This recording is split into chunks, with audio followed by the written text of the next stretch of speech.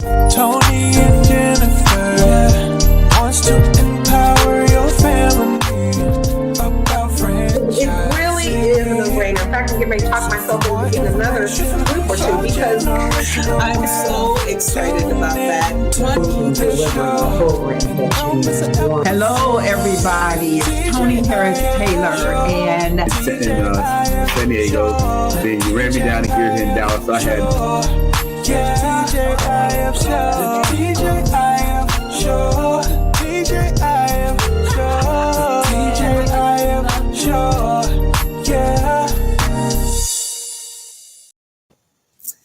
Hey there, Jennifer. How are you today?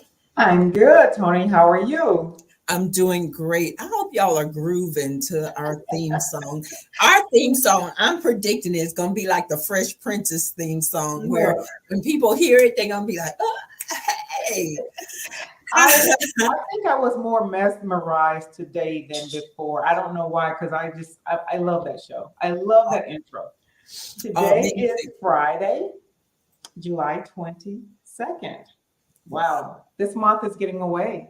Yeah, we're almost to August. I'm already planning my November conference, which I'll talk about in a second. But my name is Tony Harris Taylor, in case you don't know me, and I'm a sales and marketing coach with drastic results, marketing and sales coaching. And I teach my clients how to get known, get connected so they can get paid to make six figures and beyond. I am also a multi-unit franchise owner with Network in Action, where we bring together business owners to network, collaborate, connect, grow our businesses, and have community. And I am Jennifer Callender. I am a certified franchise consultant based here in the Atlanta area. I help my clients realize their freedom through franchise business ownership by getting to know them, understanding their comfortable investment level, understanding those skill sets they want to bring forward into a franchise, and understanding that lifestyle that they want to lead with franchise business ownership. I am also a community leader, networking leader within NIA, and I am starting up a National Franchise Alliance referral networking group. So I'm excited about that. So today we have a great guest that you brought on, and so lead the conversation. But what I loved about him in our brief connection is he didn't start franchising till he was in his 50s. So I'm just going to unofficially call this show It's Never Too Late. It's never too late. But before we bring our guest on, what you got going on this week, girl? Oh, you know, we're 2 weeks out from Power Network Conference in Houston. So we're preparing, everyone. We're preparing our presentations. We're getting all of our collateral together. And I'm packing. I'm throwing clothes on the bed to pack up. I don't know. I was just gonna say, and we're getting our wardrobe together. That's right. Keep it real. You know, that is 100% the most important piece, because really, honestly, how you show up it also is how you're going to attract people. In case you don't know, and we've mentioned it before, but I'll do it at the top here.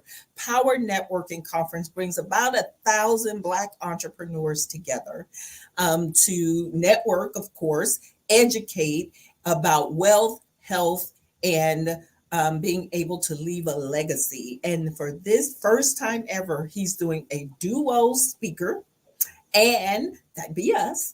And we're going to talk about franchising, the power of franchising. And so we are preparing, and we hope you'll join us. It's August 3rd through 6th in Houston. And at the bottom of the show, we will give you the details of how to check it out.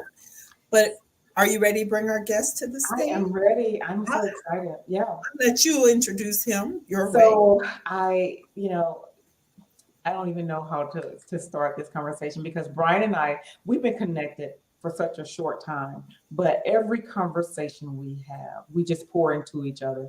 And I'm so fortunate to have him in my network. I feel like, when we're talking, I feel like I'm at the feet of just so much knowledge, and I just really appreciate our connection. I'm going to let him come to the stage and share much more about himself. But this is Brian Lacey. Brian, thank you so much and welcome to the show. Welcome. Yay. Thank you so much, Jennifer and Tony. It's great to be here today. And if you want to know a little bit about me, and I'll try to do the best I can using Tony's expression of the Reader's Digest version. If you're not old enough to know what Reader's Digest is, That's right. Exactly. Well, I'll start from the year 2000. So we'll start from the 21st century instead of going all the way back. Yes. We'll start from the 21st century when I first became a franchisor at Popeye's Chicken and Biscuits. And I was the chief operating officer there, so was responsible for development, was responsible for bringing in new franchisees and opening up restaurants throughout the U.S. And that's where I really got a taste for what it's like to be on both sides of the table. You know, for one, having the expectations of how the brand was going to present itself, and two, having the expectations of how I was going to make a return on my investment. Because for many of our franchisees, this was their life savings, and they wanted to make sure that they were going to be successful. So we wanted to make sure that we put together a support network that would enable every new franchisee to be successful within the first 18 to 24 months. Now that role lasted about 3 years, and I did some other development type of work within a couple of other food and beverage organizations. Then in 2010, I became a franchisee of the Burger King system. We took over 30 restaurants in Orangeburg, Charleston, and other parts of South Carolina. And that was a very interesting experience. I was blessed to be partnered with a financial partner who came at the business from the medical device industry. So he was a well-positioned financial partner who knew a little bit about food safety, but really didn't know much about food and franchising. And so that's where I came in and from my previous experiences. After that relationship, I branched out into home care and healthcare. And I actually purchased an existing in-home care company. And I've been doing that since 2013.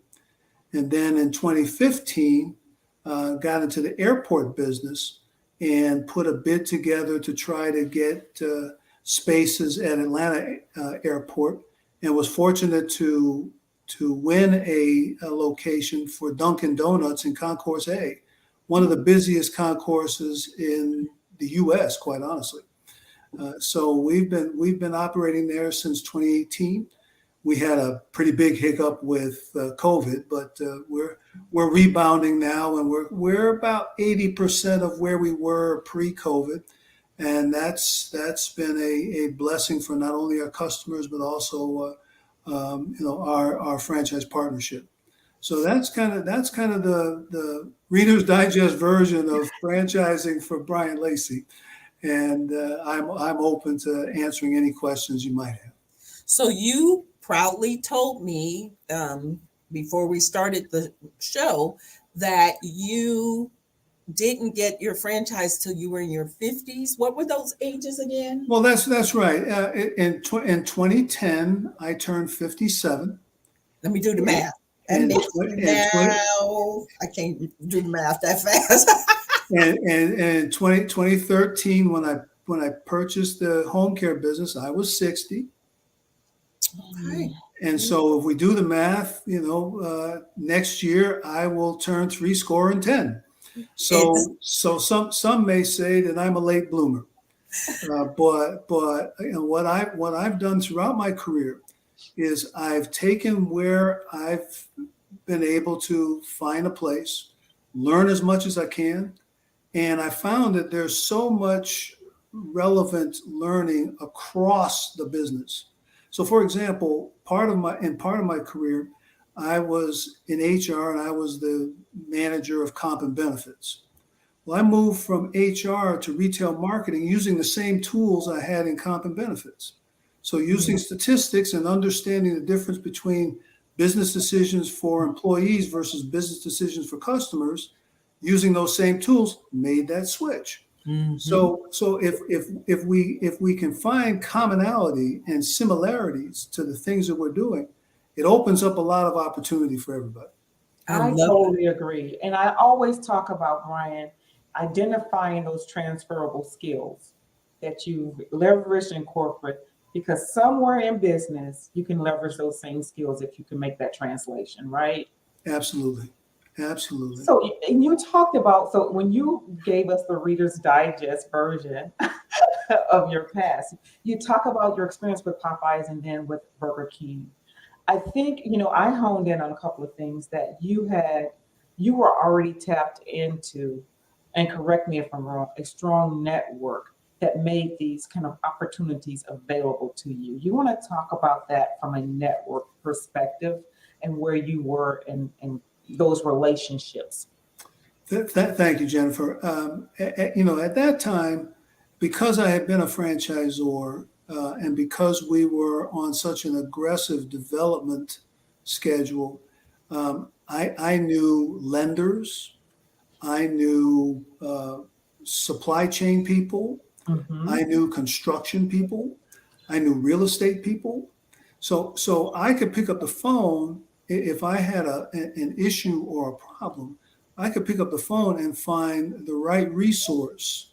And of course, I was approached by many franchise development consultants looking to try to help some of our new people. So it made life a lot easier for me. Now, when I transitioned into the healthcare business, I found the great difference between being in food service and being in healthcare. I had no network in healthcare, so I had other than my mother was a nurse, and that was good for about 10 minutes in a conversation. But other than that, the hospital system very different than the restaurant system. The specifications of public health very different than specifications of food service and safety. So I had a very high learning curve in the first 3 years because I didn't have the network, and I spent most of my time knocking on doors. What do you do? And how can we both collaborate? Because I understand that collaboration is really a big key. So I had to spend about 2-3 years, the first 2-3 years, just building that network of professionals and other colleagues that were in it to win it. And it was because of that I was able to get myself off the ground and begin to build this home care business. So yeah, networking very key. And if there's one space that I would say you need to really pay attention to is those who are expert in franchising, like Jennifer and Tony. The franchise world, industry to industry, there are a lot of commonalities, but they're very unique business models. And the business model is what you generally don't see when you're approached by a franchisor. Most of the time, you're introduced to their product, you're introduced to the size of their system, you're introduced to their support network, but the business model really isn't explained very well. But folks like Jennifer and Tony can help you understand that business model so that you can make a very intelligent decision as to where you're going to put your money. Yeah. I have another. Thank you for that. And I love that. But I want to talk to those that are pre-retirees or maybe just retired and wondering, since surely when I was growing up, grandmothers didn't look or feel the way I feel with 7 grandkids today, right? So we are actually starting our next chapter at retirement or pre-retirement. Talk to those people who have the opportunity to maybe leave their corporate job, but maybe franchising is an opportunity for them to keep living and to create a legacy. Why don't you retire? I know I'm rolling this all in one, but I know you can handle it. Why don't you sit down somewhere? What keeps you motivated and going? Well, let me answer the first question, and I'll get to the second one. When you look at what your life is intended to contribute, you want to understand what in the whole area of retirement, what is that going to look like, and who are you going to serve? Well, and serving is very important to me, and it's very important to my history. My parents, my older and younger siblings are all in service models. And so what I wanted to do is I wanted to try to provide a business model that enabled younger people to learn how to own a company. And so we're trying to teach people the rudiments. I mean, so when you come into a Dunkin Donuts, it's more than just, performing the cashier's function. It's okay. So now let's look at how much we sold that day, how much it cost us, and how much did we make? How much did you earn? What percentage of that did you earn? Mm-hmm. And so at the end of the day, if you were owning the business, how did you do? Mm-hmm. Were you happy or not? So we're having those conversations on a periodic basis today with our people. And when I was looking at where did I want to spend my time professionally, because I never thought I would retire. I mean, my father worked until he was 86. My sister, who is close to that age now, has her own church. So my model was not retirement per se. My model was to continue to be of service and give back as much as I've learned, because I've been blessed to be able to go to the highest levels of education in some of the stiffest competition, in the U.S. and not only survive that but thrive in it. So I welcome the opportunity to be able to give back however I can. And so at 57, I'm saying, okay, so how am I going to take what I've gathered and put that into some different place? And I did, like I mentioned earlier, I did a lot of research on the home care space. And really what that is no different than providing expertise to people who have needs and making sure that the business side is balanced with the clinical side. Mm. And so I brought heavy experience on the business side and had to balance that with the clinical side and make sure that we were in a good place. So the people that work for us now, my manager is now a part owner in a personal care home. The nurse that I have is probably going to partner with me in some other venture in the home care space, because we understand that entrepreneurship is really the next layer. Mm-hmm. And again, going back, when I came out of college, way back before, way back before the Reader's Digest was even old, they were still using encyclopedias back then. When I came out of college, your objective was to get a good paying job and be in a respectable position, and to climb a specific ladder. That's right. Well, that's how I was oriented through my education, and I spent 30 years doing that. And so after doing that, you say, okay, well, I probably don't want to climb another ladder. I probably don't want to, go to the golf course and keep hitting from the fairway all day long. Mm-hmm. So what am I going to do with myself? So like I said, I took 9 months and looking at low cost franchise models, high cost franchise models. I looked at the types of service that I'd be providing. I looked at what networks I would be building to be successful. I looked at all of those things, And that's how I landed on the healthcare side. So I know I took a long time to answer those two questions, but I hope that what people can take from that is that it's never too late. Mm-hmm. It's never too late to follow your aspiration or your dream. And you know what else I took from that is that it's about service. So if you're not thinking about you, you're thinking about who else you can help. And I know, Mr. Lacey, especially in both of your businesses, I know that your employees are benefiting from your wisdom, your time, and you're leaving a legacy because I know that you're an educator of people as well. So to those who are thinking it might be too late, it's about serving. It is. It and where can you serve? And a franchise is another way that you might be able to serve. Absolutely. In addition to my normal routines, I always ask myself the question, how can I create the greatest amount of value to the greatest number of people in the shortest amount of time?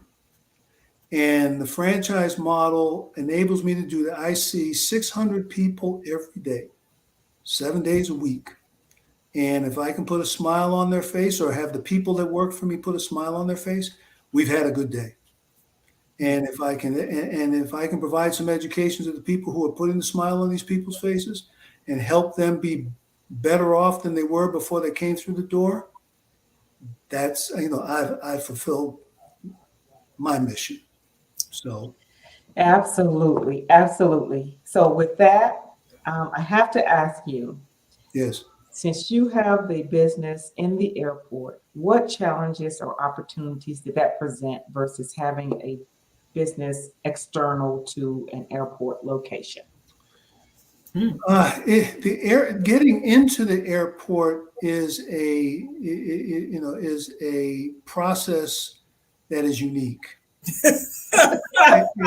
say the least. And I say that because government contracting is a different dynamic than private business. So and the airports are a niche of government contracting. In the government contracting world, you need to understand their decision process, and basically what they're trying to do is they're trying to give projects to safe vendors who will get the job done, and these folks don't have to look over their shoulder because they know they got it done.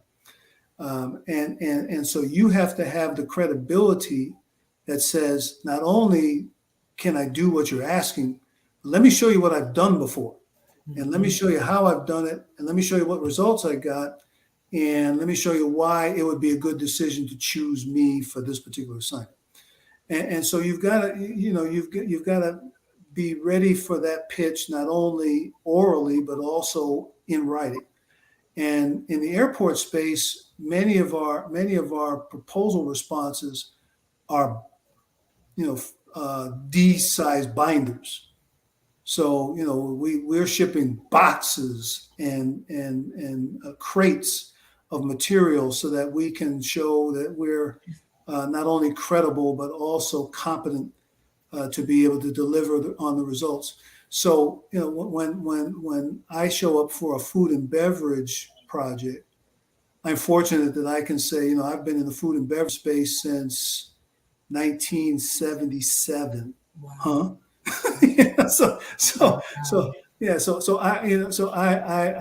I've learned some things. I've done some things well. I've made some mistakes. I've learned from the mistakes, but I don't have an issue with credibility. Now I have to bring a cadre with me, because while I have know-how and I know people, I don't bring a bank with me. So I've got to bring a bank with me that will enable us to sustain the highs and lows. And as long as I have a bank and I have the credibility, then I can compete with everybody. And that's kind of and then in the airport, it's good that you're introducing yourself to people before the bids. Because networking back to absolutely, because as they say, people do business with those they know, like, and trust. Yes. all day long. They may know you because of your reputation. They may like you because of your personality, but until they get to really know you, like you've helped them before, they may not trust you. Okay, so that's another key point. You may have to, well, not you may, you have to help other people before you receive. And That's I right. think a lot of entrepreneurs miss the mark with that. They're so busy in a take position, in the not receive mode. giving, Yeah. and then they get overlooked because they haven't contributed. And so you have to contribute before you receive. I thank you so much for saying that, because I preach it all the time. The Bible says it, more happiness in giving than receiving. That's right. Yes. But most entrepreneurs are so busy in the take mode, they forget that part. That's right. That's right. So this has been wonderful, Mr. Lacey. Is there anything you want to leave us with closing remarks? Okay. Well, in closing, I would say, Tony, you referred to the Bible, and one of my favorite expressions, or one of my favorite lines is, "All things are possible," and we just need to always understand that all things are possible, and if we believe it, we can achieve it, and there are resources there to help you help yourself. And the last thing I'll leave with you is that the money is always last. The process and the service is most important. The money will follow. The money will come. The money will follow. Well, thank you so much, Mr. Lacey. So much. I told you. You told me, and I appreciate it. He's so wise. I can't wait to meet you when I come back through ATL, or if you ever come to H-Town, Houston, please look me up. I would appreciate it. If you're in Houston, then I made this offer to Jennifer. There are some people in Houston you need to meet if you haven't met them already, and I will make sure that they are aware, because they own publishing rights to Ebony Magazine. Oh. And they ought to know about what you're trying to do and how you're trying to do it. That's right. Perfect. And he said that what he actually said was that he would give us those connects while I'm out there. Oh, perfect. When I get out there, we can make those connects. So perfect. Thank you so much, Mr. Lacey.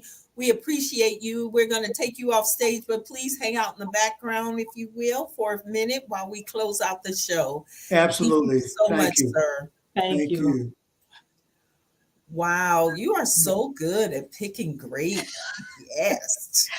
I love it. He is amazing. And when he told me, he wanted to do it, I was just so elated. So wonderful. Well, thank you so much. So everybody, I want to make sure you all get the information for the Power Networking Conference. It is August 3rd through 6th. It's in Houston.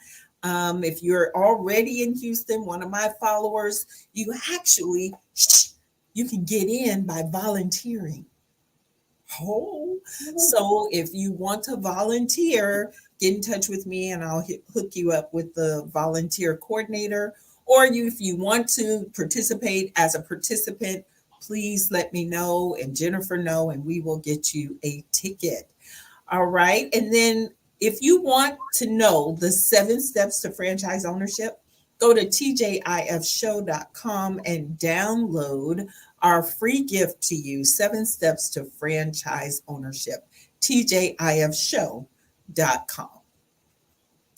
And then lastly, if you want to connect with me and Jennifer, if you'd like to discuss how to partner with me as a leader of Network in Action or to become a member, you can contact me, and my information scrolling across the bottom. And then Jennifer, you want to tell them how to contact you? Yes, my information is scrolling across the bottom, but if you're interested in franchise business ownership, please do reach out. I would love to work with you to identify that right fit franchise for you. I am Jennifer Callender. And I am Tony Harris Taylor, introducing franchising for today, tomorrow, and forever. Forever. Bye, y'all. We'll see you next week. DJ, I am